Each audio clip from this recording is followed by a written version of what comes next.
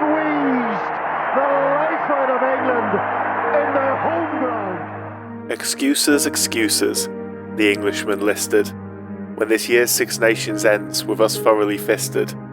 'Cause Ireland are just good, there's nobody to blame. And look how we made France have to kick for the game. Scotland only care about beating us, you know. And we surely begrudge Italy their grande journaux. We did our homework and mathed it out right, studied percentages for this quantitative fight. Arms round the shoulders, God save the king. Then we're 20 points down only half an hour in. How can this be the same England as back in November? We invented this sport, we'll have you remember. We won playing like this back in 2003. Just keep doing the same and we'll be back. You'll see. Pay no attention to that French Revolution. Don't waste your time on innovation as solution. We went 12 games unbeaten. It's like you forget that sometimes. When we beat Fiji, the US, and Argentina 3 times. In 18 months' time, we'll have the world in our hands. So stop being negative. You call yourself a fan? Those words aimed at us, the cynics, the outspoken. As we think, how do you change what doesn't know it's broken? This is the Sporting Almanac podcast. Still going, options on his inside, gives it to Marine, Marine for Italy, for destiny!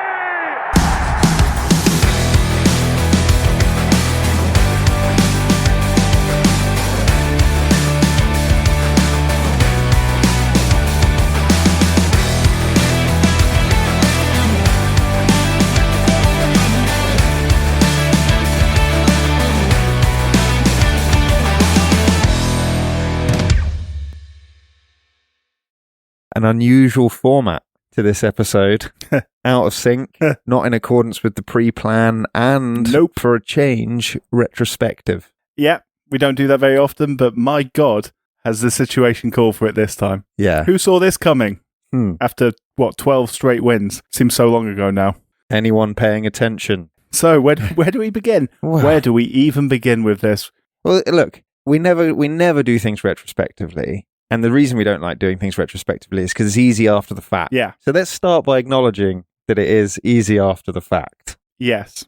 And the reason why we like talking about things in, prospectively, if you like, is because we want to celebrate sport and not turn it into some sort of like linear, divisive, right, wrong, good, bad, rubbish, wonderful narrative. I like to think that we provide something slightly different, because I think 90% of the sports narrative you see in the world is retrospective. It is critical. It is divisive. It is clickbaity. It is deliberately designed to split any potential viewers and cause arguments in the comments, get as much engagement as possible. More often than not, obviously, notwithstanding many good podcasts and many good programs that do things differently, and that was always our intention. But we're going to buck from tradition today, because we were talking about England anyway. We were due to talk about England before we talked about France in our last episode, or second to last episode now. But given the way the wind had already blown, I think that's what prompted this change. Yeah, and because the writing was on the wall, and the same fallibilities and frailties have resurfaced. And you said, who saw this coming? And I know it's easy for us to say this now, but we did, Jack, me and you. The winning run was the most surprising thing about this. Yeah. The fact it lasted so long was the surprise. The fact it came crashing down, and in the manner that was expected. Poor discipline, uninspiring tactics, no seeming motivation and desire and passion, especially relative to our opponents. Belligerence. That was all on show. Just belligerence to just do the same thing with this like misplaced notion of like righteousness and like we're correct and it'll come together for us eventually, which is symptomatic of the culture around English rugby, and in my opinion is exacerbated, is that the right word, or exaggerated, maybe both, probably both, yeah, by like the general mainstream media narrative, which remains remarkably upbeat and in favour of like, carry on doing what you're doing. It's all small margins. Oh, like, it's like, when are you going to start looking at yourselves and analysing it relative to the success and failure of other nations, instead of like constantly saying like, we were doing the right thing, we just missed out by 2%, and that's the difference at elite level. It's like, you're not good. I mean, the narrative this week, it's been a weird old week after the France game, because for those of you who don't know, England and France played out one of the most extraordinary games of rugby I've ever seen in my life. A mastery of attacking rugby and taking opportunities, and England looking like they were dead and buried, France looking like they were dead and buried early on, both teams coming back into it, but then the other team roaring back themselves, and then obviously went down to the last kick of the game and France pipped it to take the championship. And the media coverage after that is like, oh, brave England. Like, finally they find their way. Finally they show some passion and desire. That was the least English performance I've ever seen in my life. It was completely bucked from what they'd been doing against a very good team. It was almost like, take all the criticism they've been getting, put them into a situation where they're not expected to win, no pressure on them essentially, and all of a sudden they can pick themselves up for the game. That's what it felt like. Well, I texted you, didn't I, saying it's easy to throw it around when there's nothing to lose. Yeah. Like where's that under pressure? Where's that ambition? Where's that endeavour, that bravery? You know, that risk reward. It was really noticeable that there was a period right near the end of the game where England were in a very, very, I think they were packed on the French line, very advantageous situation, and then they just reverted back to type, just throwing it a yard and going in head first and doing that over and over again until they made a mistake, rather than doing what they've been doing all game that was successful. And in that moment, it's just like, ugh. Do you want a comparison? Ridiculous. It's just nerves. There was a literal microcosm, illustrative example of exactly what you're talking about in that game. So the final 5 minutes, when the French are down to 14 men, England have just scored under the post, and France now need a score. Obviously, they only need a penalty, but they need a score. They're obviously camped in their 22 because England have taken a kick-off and kicked it relatively deep, and Jalopert and Dupont nearly go the distance. They nearly go the pitch. Yeah.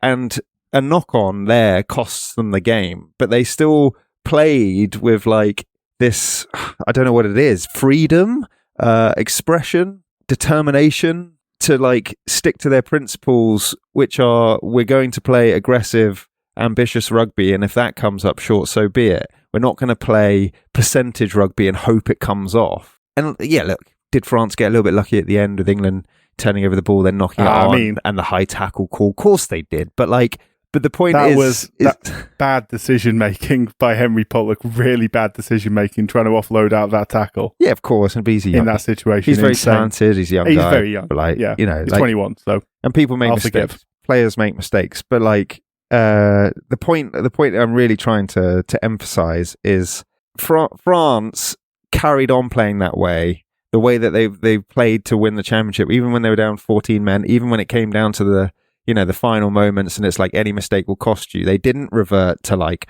oh, we'll just rumble it up and hope for the best. Sure, maybe you could say that the last minute they did that to try and get a penalty, and then they got a lucky high tackle call. But like, that's the difference. I don't see England ever attempting that if a tournament was on the line. Yeah. If England has, well, I mean, England obviously did get into the lead, but the situation obviously referred to earlier was the advantage England had. England had a man advantage, and then reverted back to type when the pressure was on them. And I don't know, there's the difference. It showed up in that moment, and it was, I know you weren't too bothered about the result on the whole, but yeah, it was a shame. I think would have been a hell of a victory. It would have been a great victory, and I think the one thing we haven't really said, which maybe we should have said from the get-go, is that the criticism is not necessarily of Steve Borthwick. It's not even necessarily of the play. Well, certainly not of the players.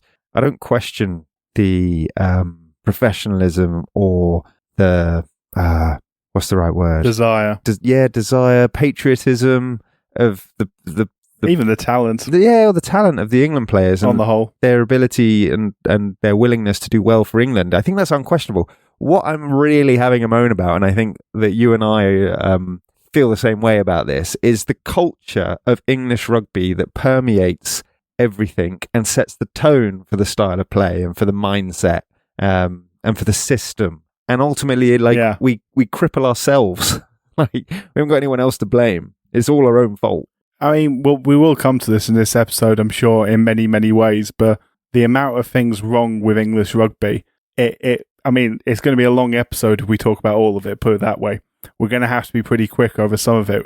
You're talking about, obviously, the finance situation, the central governance being weak, and I mean, still, what was it? Will Colling described them as in the 90s, bunch of old farts or whatever it was. That attitude hasn't particularly changed. A bunch of old men of a certain class and a certain age, generally speaking.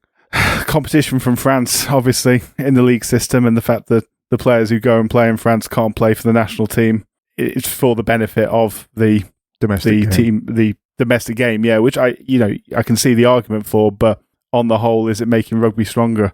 And I think, in my opinion, I think the main problem with rugby in England is it's just not popular enough. Yeah, it is. And the popularity it has isn't concentrated enough. So it's all well and good saying maybe there's more rugby union fans than there are rugby league fans on the whole, but it's so concentrated, the rugby league base, and it's so ingrained in the culture within the M62 corridor that you can get away with that. Like, you're not going to get deviations based on form. People are passionate. They love their clubs. Whereas rugby union, yeah, there's pockets. There's Leicester, there's Bath, Sale, Midlands, wherever there might be. Really? The Midlands, certainly, yeah. Bit of the West and Country. certainly around certain areas where there are public schools historically and the like. But it's not ingrained in the culture. It doesn't feel like something that will survive on its own, really. The irony in this is I think that the domestic game would grow with the success of the English national side. Yes. I think it did. I think it did after 2003. Yeah, and I actually think we didn't capitalise on it. We didn't capitalise on it, and I think we have the wrong attitude, which is if our domestic game is strong, then our national side will be strong. And there's so many examples of that just not being the case. Italy is a great one. Argentina is a great one. You can look at other sports as well. You can look at cricket. Japan as a good example. Yeah, cricket. Yeah. There's a lot of nations that do well because they allow their players to go and play in the best leagues around the world and take the best, the most, I don't know what the right word is again, most professional setups that they can get into, and they don't playing worry against the best players possible. Yeah, the playing highest against the kind of players that they will play at international level. Essentially, whether that be in France in the top 14, in the what's it called now? What's the European league called? I always forget. The URC. Yeah, the URC. Yeah, so whether it be there or wherever, it obviously it benefits them individually. So yeah, Ireland don't have a huge domestic game. They've got 3 or 4 teams, but look how good they've been. We're trying to compete with France. What's the point? Why? We're going to fall behind because, as I say, it's a country that's the sport is not that popular, and I mean that relatively. It's not a criticism. It's still one of the more popular sports in England, but it doesn't have the base. Certainly the football does. Obviously, the football does. Or the sort of concentrated base the rugby league has.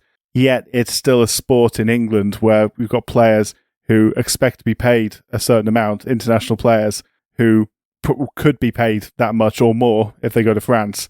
And then you've got clubs who try and overpay them, obviously, in order to keep them there to try and compete. And there's not the revenue generation that a sport like football has. They go bankrupt, like Worcester, like Wasps, like London Irish. Yeah. Or they cheat, like Saracens. Or Saracens, yeah. Harlequins. Yeah. The Bloodgate and all that. But classic. And then you've got other stories like, Saints who got relegated at one point. Yeah, I just despair with them really, because the national team is very, very successful and England should really focus on the national team being strong.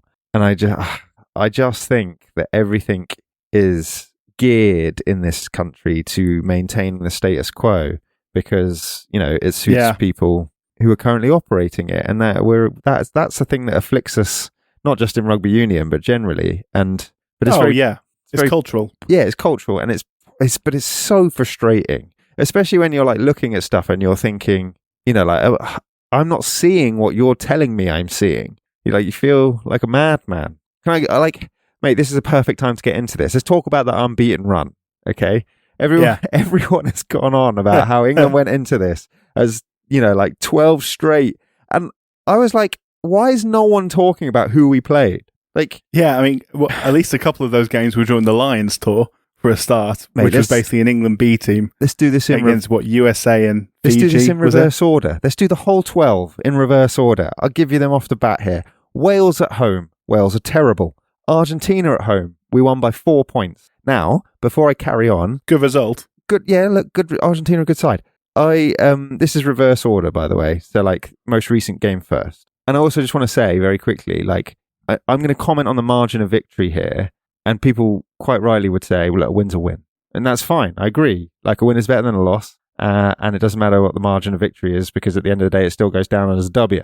But when you're trying to make out that we were going in as like some sort of world-beating, 15 that we're going to conquer all, then I think it's important to contextualize some of these victories. So we play Wales, first game of this championship. As I said, they were terrible. Argentina by 4 points at home.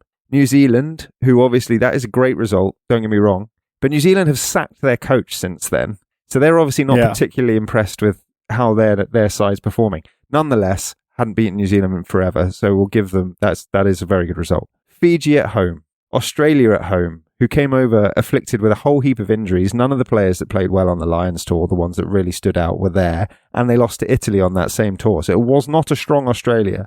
The United States of America, away from home.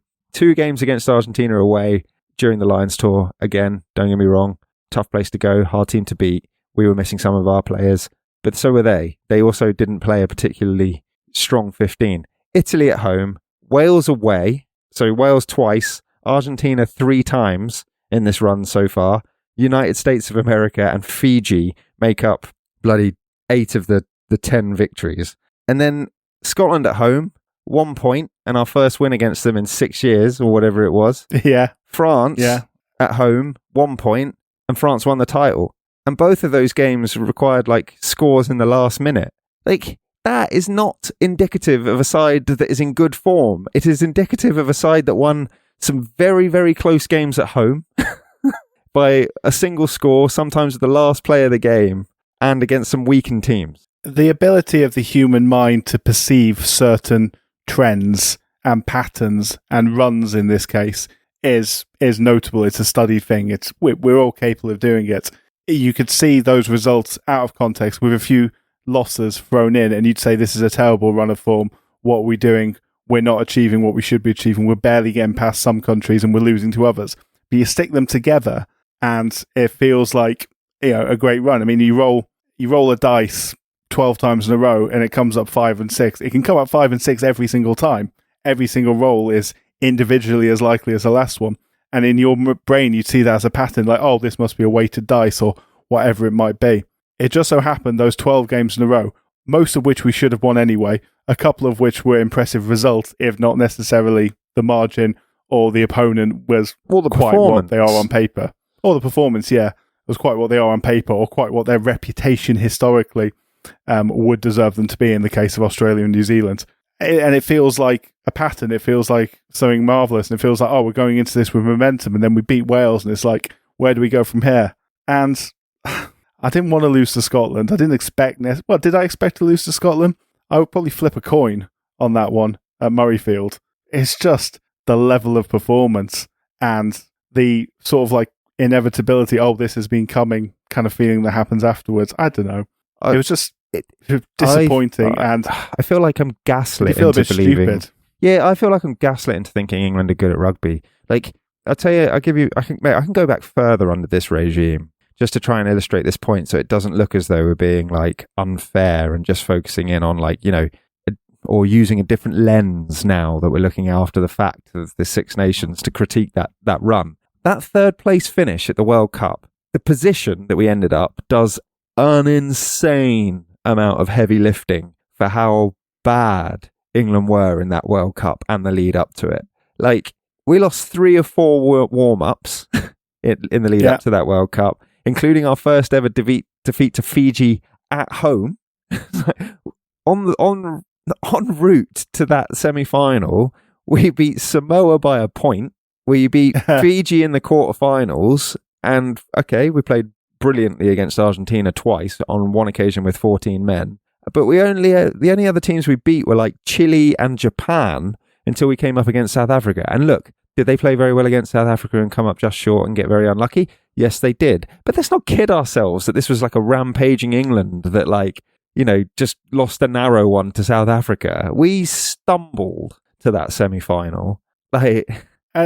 It's another thing as well. Like 2015 looks like such a huge blot on our copybook in terms of World Cups. And don't get me wrong, for some of those World Cups, historically, we have been very good at that point. 1991, we were very, very good on the back of a couple of Grand Slams. 2003, we were obviously very, very good and ended up winning the thing. I mean, some of the World Cups, we got to finals and we got to semi-finals before without actually being very good. So it feels like a pattern. It feels like England are always good at World Cups, but really you reset and you play some of those games again and we probably lose and we probably go out. It just so happened our dice roll went our way on the day and it feels like something more than it probably is. I think England, for all the history and all the potential and all the supposed passion that we have for the game of rugby union, I think we're underachievers big time. Oh, really? I mean, big massively, time, mate. Like, I don't know if this is. We have a huge player pool. Like, yes, like over 250,000 people play, over 2,000 clubs. Got one of the biggest pools of players and domestic game structures in the world. And what have we got to show for it? We've won 7 World Cup. We've won 7 titles, 6 Nations titles, and 2 slams in 26 years. Now, anyone who's been paying attention to the statistics will turn around and say, oh yeah, but France have only got 8 and this year was their 8th one. And oh yeah, like Ireland have only got 6 or 7 or what have you. So, you've got as many of those. But we won like 3 of them in the first 3 tournaments, or the first 4 tournaments. We won, and all of them were disappointments because we were the best team in the world at the time and we missed out on the Grand Slam in 2 out of 3 of those. Yeah. And then there was a little bit of a hiatus, a gap. And then in 2011 we won, and then we won back-to-back in 16 and 17. And that was, that Eddie Jones era was really the last time we were genuinely good. And our 7th one we picked up in 2020. Like, this is just a union that flatters to deceive, in my view. Like, they go through little purple patches. And obviously when we get it right occasionally. And we can be very good. And we do produce talented players. But by Christ, do we miss a lot of chances. Yeah, I don't know. It doesn't feel like... I mean, are we hampered in the Six Nations by the fact that everyone hates us and everyone wants to beat us, do we think? Like, everyone's always up for playing against England. Are England as up for playing against everyone else? If you could pick one word to describe English rugby, it's probably arrogant. Yeah. More than anything. I do think that there is something to that. It would be remiss not to acknowledge that, like, everyone else, if they have a bad Six Nations, if they come away with a win over England, it's a good consolation. Yeah. I don't mean that means they end the tournament happy or anything like that, but, like, if nothing else, take a W off England kind of thing. And so I think that does make it harder to achieve a Grand Slam, but I also think, though, that, like, we use that as a bit of a crutch to justify our own inadequacies, and we make all these excuses for ourselves when the reality of the fact is that if we're just good, like, we've got a lot more players than Wales, Ireland, Scotland. We've got arguably a more structured and slick domestic game and feeder system in terms of public schools so the public school system and then the growing state school system. It's very well funded. So if you're like, what I mean is, like, did New Zealand go around saying, like, oh, in the rugby championship everyone beats us so we're unsuccessful? Like, everyone wants to beat us. We're New Zealand, we're the All Blacks. It's like, no, they just go and beat everyone. And, like, obviously I know the tide's changing because South Africa have been the dominant force recently. But what I mean is, historically, just because they were the hunted, they didn't sit there going, I know we're the best technically, or we've got the most resources technically, or we take it the most seriously, but everyone else does really want to beat us. It's like, only gets you so far. I think there's a truth to the consistency with which England can dominate is perhaps complicated by that sort of emotional dislike that the other nations have for us. But I don't think it's an excuse for our underachievement. No, I mean, I'm not trying to look for excuses or anything like that, but I also think that England start every game pretty much on the back foot by the fact that our national anthem is terrible and doesn't get anyone fired up in the slightest, as discussed in the last episode. Yeah. Like, what chance do we have? Set up to fail. If anyone, listen to the end of the last episode and hear some of the lyrics that come out. Not even the music. The music alone is powerful and stirring for all the other countries, but the lyrics, God, sowing your crops with the blood of your enemies. Like, how the hell can God Save the King compete against that? It gets us off to a bad start straight away. And even New Zealand, I mean, New Zealand anthem's a banger anyway, but then they have the haka as well to get them fired up. And that's true. South Africa are genetic supermen, so it doesn't matter. Maybe we should dance around a maypole or something. Really get the blood Yeah, pumping. that'll teach them. Yeah. Jesus. I mean, we are what we are, aren't we? We Ultimately. are. Yeah, we are. But I think the other thing that we make the mistake of doing, and I think it was Donna O'Callaghan was talking about this recently on the podcast that Ben Youngs and Dan Coles does. I think that's what he was on, where he was basically saying, like, you know, you're sick, you're always playing as if you're like the underdog, like, yeah. And he was like, I'm sort of sick and tired of it. Like, go out and be yourselves. And then Ben Youngs, obviously, you know, most capped England player, and Dan Kohler, you know, is also a very, very successful front row. Both made a joke at his expense, sort of saying, yeah, but you'll be the first to sort of criticize us and say we're arrogant. And he replied, and I thought it was absolutely nailed on analysis, mate. He went, we're never going to love you boys. So just be yourselves. Like, yeah. And like, do it your own way. Like, stop trying to like overcompensate and stop making excuses and stop that, you know, it's a woe is me mindset. Like, and I think he's just nailed on about that. He's just like, stop this whole like feeling sorry for yourself kind of attitude and just be who you are and embrace it properly and commit to it. Yeah. It's such a weird mix of things that go into this English culture. There's obviously this sort of conservatism which is rife and overriding on it, that we're never going to be forward thinking. We're never going to do what France did and revolutionize their game. It's always going to be small steps, and when it's too late and when someone else has proven it first, etc., etc. We're never going to play an exciting brand of rugby because that's just not what we do. We're never going to take a chance on the exciting number 10 like Cipriani historically. Even, I mean, you can argue Marcus Smith now is not used to his full potential, and so on and so forth. And then on top of that, like, we are arrogant, and it is a good way to describe us, but it's like all the negative parts of being arrogant. It's like the expectation and the complacency are there, but it doesn't have the sort of like the way New Zealand are arrogant. I think New Zealand rugby are very arrogant, but they're arrogant in a way that, this is historically more so, obviously, they know they are better than you, and they will play as if they're better than you, and they will never stop attacking you because they know they can score against you every time. And there's none of that with the English, but then you can't say we're not arrogant. I think South Africa are almost like an embodiment of the brand of rugby England would like to play. Yeah. And they're arrogant with it. And that's in a good way. They're unapologetically aggressive, in your face, big, massive mutant forwards, you know, complemented by some talented backs. And Bob's your uncle, you've got a winning machine.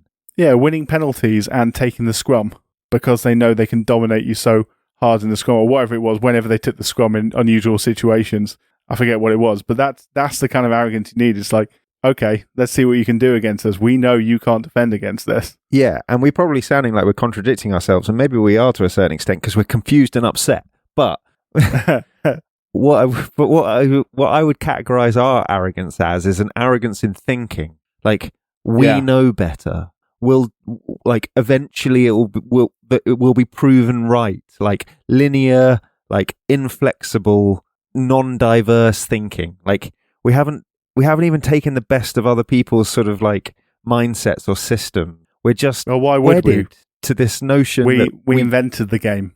It's that. It is exactly that. Like, we'll tell you how it ought to be played. And it's like, I've got no problem with England being pragmatic in style, but commit to it.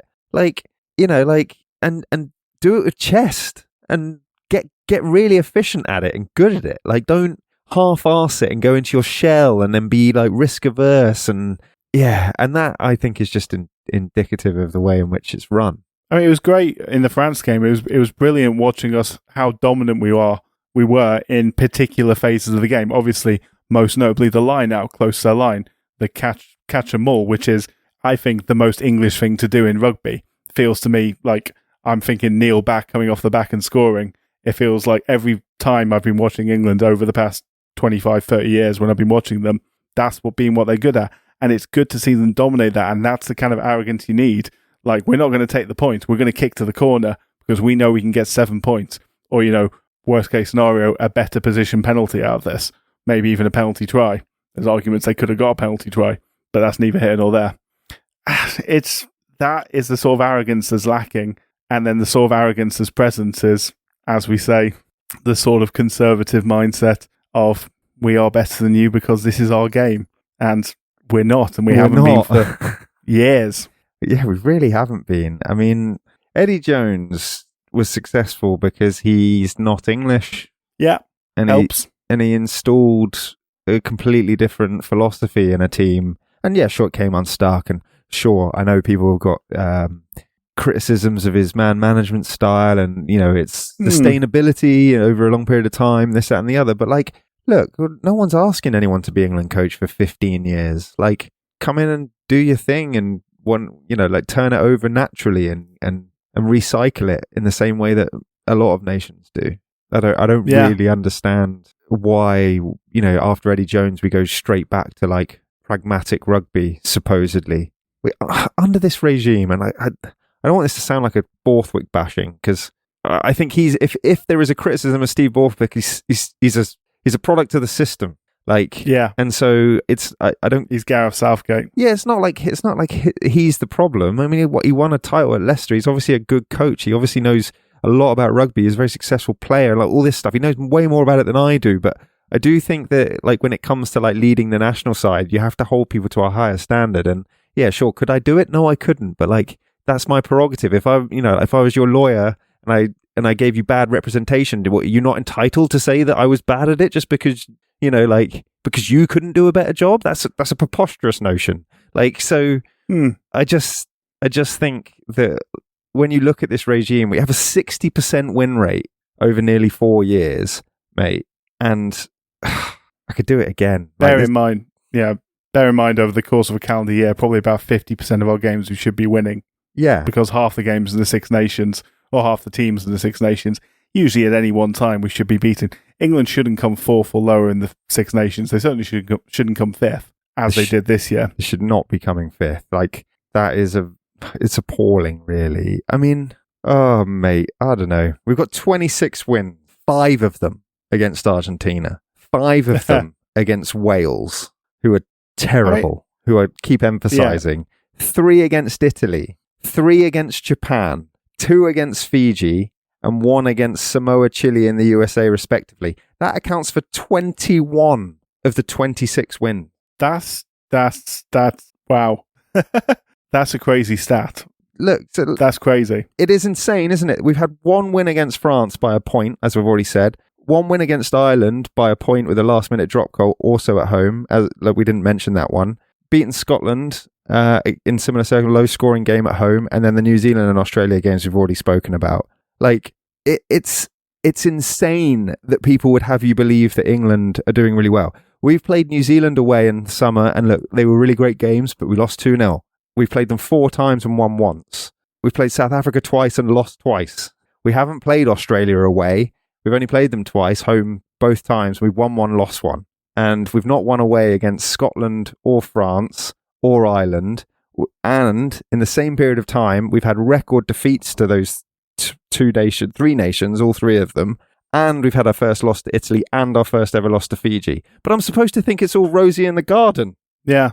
I mean, I'm kind of stunned by all this. Pay attention. Do you know what I mean? Don't listen to what the system is telling you. And I know that sounds awfully I'm going a little bit I don't know, bloody red pill, blue pill kind of crap, like the Matrix.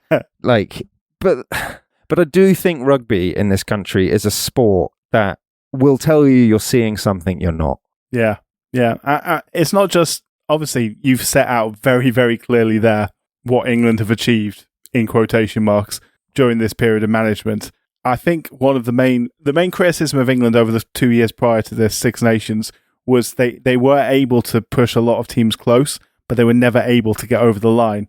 Or sometimes they were able to get over the line. The amount of games they won or lost by less than a score was notable. And doing that while not playing a great brand of rugby and not necessarily being that impressive and not being fired up just makes you realise that it's probably only a few % they need during that run. And that 26 wins becomes 30, 35, whatever it might become, by turning some of those tight games around and being a bit bolder and not being so... Because when France were down to 14 and they got really, really tentative and really, really safe. That is just so England. That was so familiar. And it was so noticeable on the back of, this is after 73 minutes or whatever it was, of one of the most attacking open games of rugby that I've seen, and entertaining games of rugby, and England looking dead and buried and roaring back into it with a bloody interception and everything else. And it was brilliant. It just felt so familiar when they went back to that bad habit.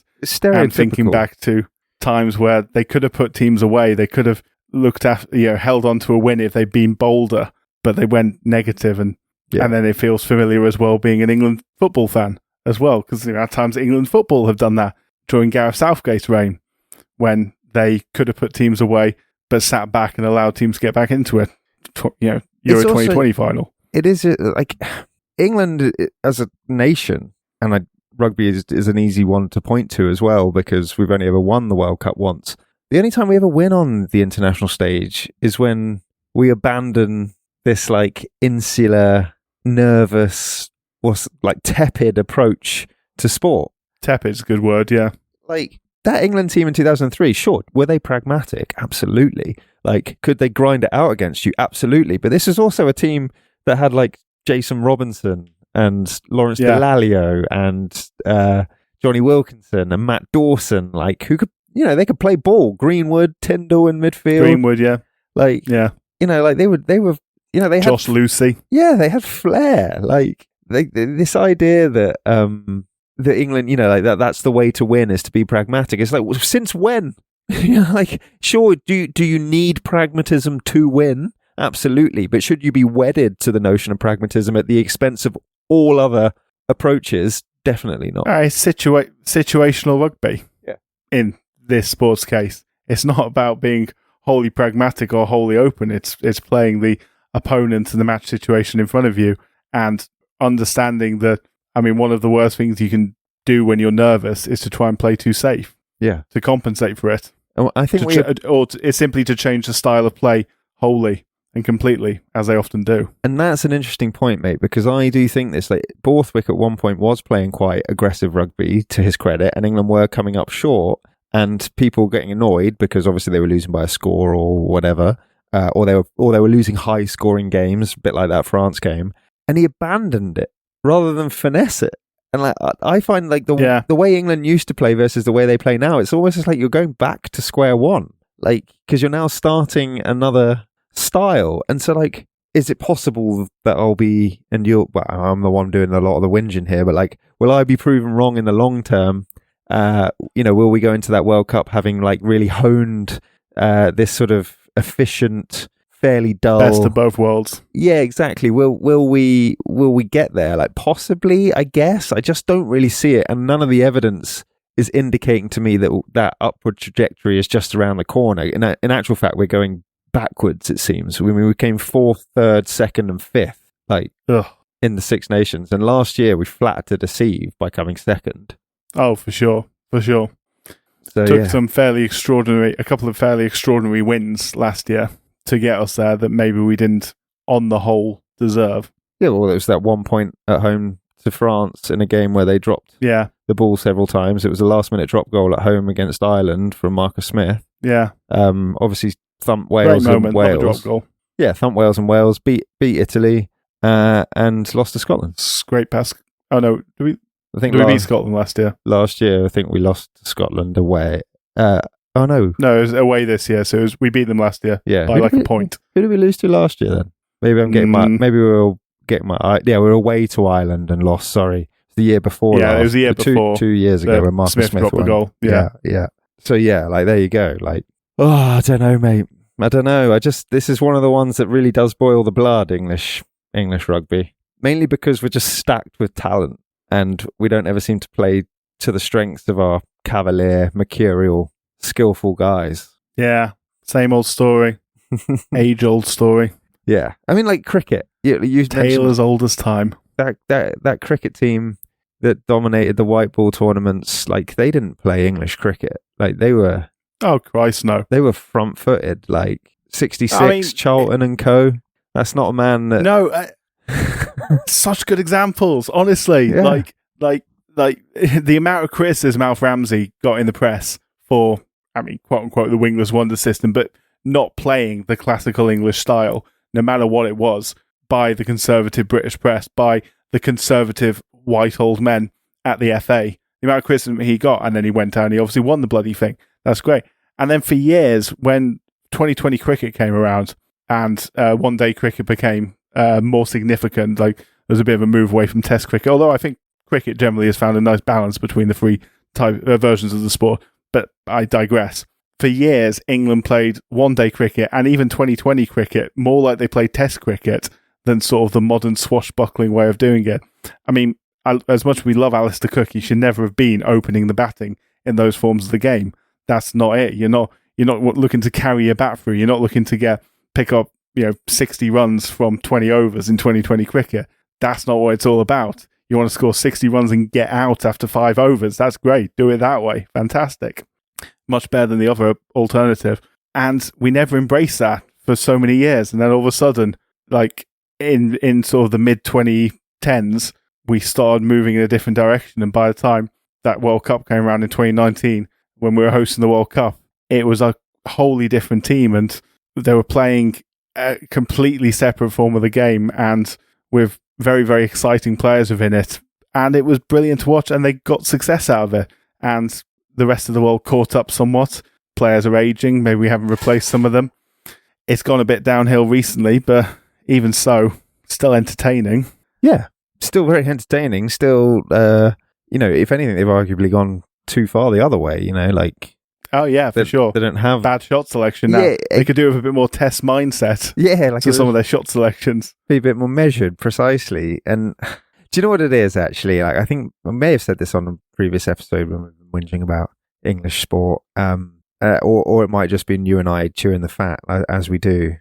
But, I think English rugby is particularly guilty of fixating on people's weaknesses and what they can't do. Oh, yeah. Rather than embracing what they can and playing to their strengths. Because, let's use the Henry Pollock example. Like you said, bad decision making. Yeah, fine. But Henry Pollock is an unbelievable talent. And if I would be patting him on the back, because if that comes off, whoever's on the left wing who's going to collect the ball off him, maybe they go the distance and the game is over and England score under the post, and that's job of good. And God, I'm the problem, aren't I? but what I mean is if you repeatedly fail to execute, then of course that's when you say to somebody, stop doing that, because you don't have the strength. But if you have the ability and the strength to do it, then you should be encouraging people to perfect that and execute it, rather than fixating on the fact that occasionally it won't come off. There'll be a time, yeah. I can imagine a scenario. Let me give you this, to think about, to chew on, to mull over. There'll be a time, right, where Henry Pollock will do something like that, or another one of England's very talented youngsters will do one of those, and it will win them the game when they otherwise would not have won. And I want an England team that plays like that, not an England team that is scared about dropping the ball because it's not the percentage play. Percentages are relative to your talent. So if you're good at it, do it. And that means if you've got the ability to throw offloads, throw the fucking offloads, and get good at it and execute. I mean, it seems a very fair conclusion to me. Put you in charge of the team. Yeah, I mean, let's not go too far. It's easy from the comfort of my sofa. And that I guess is the reasonable caveat to make, is that it's very easy to throw stones and critique. I'm not saying I have solutions, just picking up on trends, picking up on what I perceive to be cultural flaws or inadequacies.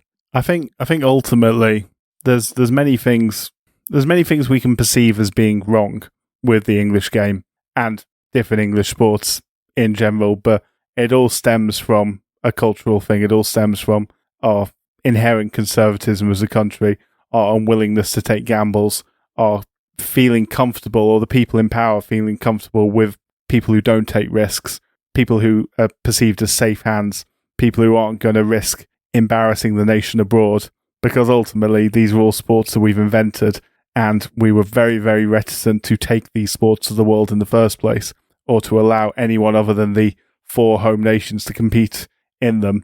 And a lot of that has to do with not wanting to seem weak internationally. Yeah, don't want to lose ultimately, face. Historically, obviously, yeah. Yeah. And we have lost a lot of faith over the years because, I mean, we are the biggest joke. The biggest running joke with English sport is the fact we invented them all.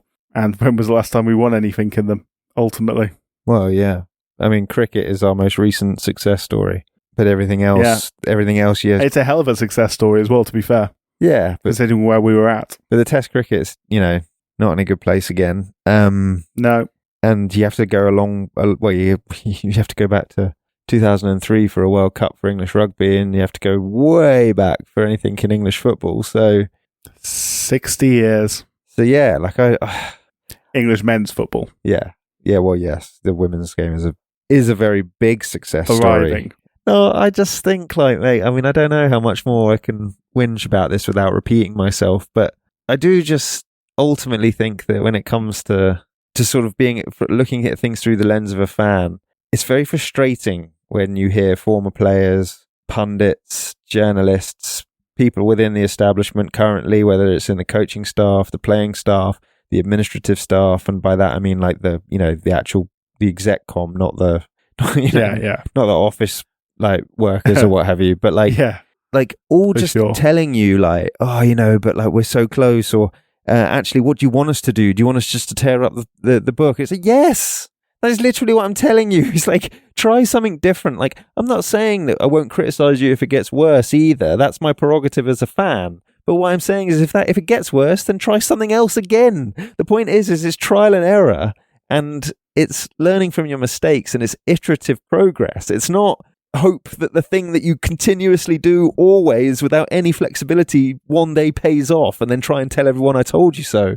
The history of English sport, success in English sport, generally stems down to two things and two things only: either insane talent or forward thinking. Innovation. And innovation, exactly. You think back to we never won the Tour de France. We never had a British Tour de France winner or a successful British Tour de France team. And then Brailsford comes along, a different way of thinking. And let's not go into the details too much on that because there is still question marks over some of it. But you can't argue the fact that the way they approached it, the marginal gains and highly professional setup at Team Sky back in the day. And now we've had, 3 separate British Tour de France winners winning, 6 between them or whatever it is. It completely changed the game in cycling. Same with the cricket. We're talking about the one-day success was built on innovation and changing our way of thinking. 1966, innovation, changing our way of thinking, and then individual talent built around that. Obviously, you get a generation like the 2003 England rugby union team, and look at where we are. And you can even look at the women's sport. I mean, English women's rugby, English women's football is built on investment and trying to make this sport grow in this country quicker than it's growing in other countries. Which is innovative. And understanding the snowball effect of that. Yeah, the snowball effect, because success means more players join. You have a bigger pool of players, so you have more success in the future. As I've mentioned thousands of times on this podcast, keep an eye on the England women's football team, because they are going to be very, very good in a few years' time, because there's so many young girls playing the sport. Innovation, baby. Nothing beats it. Nothing beats it, and it is lacking in rugby union. Yeah, wholly. So yeah, I mean, I don't know. I can't really moan much more. I do want to add to your examples of long and established success in other sports by mentioning that Tom Piddock has won the Milan Torino one day classic. Fantastic. Just to emphasise the point you're making. We're producing there you go. One day classic winners outside of Mark Cavendish and the like in cycling because of exactly the kind of legacy that you're talking about. Yeah. Should we leave our dissection of rugby union and England there? Decimation, yeah. I mean, look, some people are probably going to profoundly disagree with us on that and think that we're overreacting. And maybe we are, but I feel like I've ridden this rodeo. That's why I feel like I'm justified in... I think we've been very consistent with our criticism of English sport and what we consider to be the root cause of the problem, even if there are individual problems within that and things that could be improved, like the national anthem or like the style of play or whatever it is. It all stems from a singular place, and it all stems from cultural conservatism and a lack of forward thinking and an arrogance based on the fact that we built the sport and created the sport anyway, etc., etc., etc. And it's universal, and transcends any individual sport. It's I know it's the Einstein cliche, isn't it? But the definition of madness. Yeah. Here we are. Yeah. 2026. I reckon we should do it again for another World Cup cycle. Because, one day. You never know.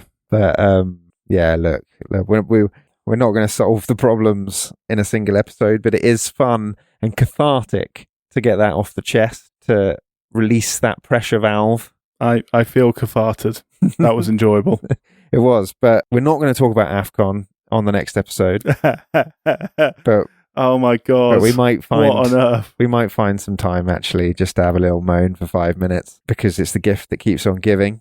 But what are we actually going to talk about, Jack? What's the next feature episode going to be on? I think the most likely answer to that question, Ben, is the boat race will be the next episode.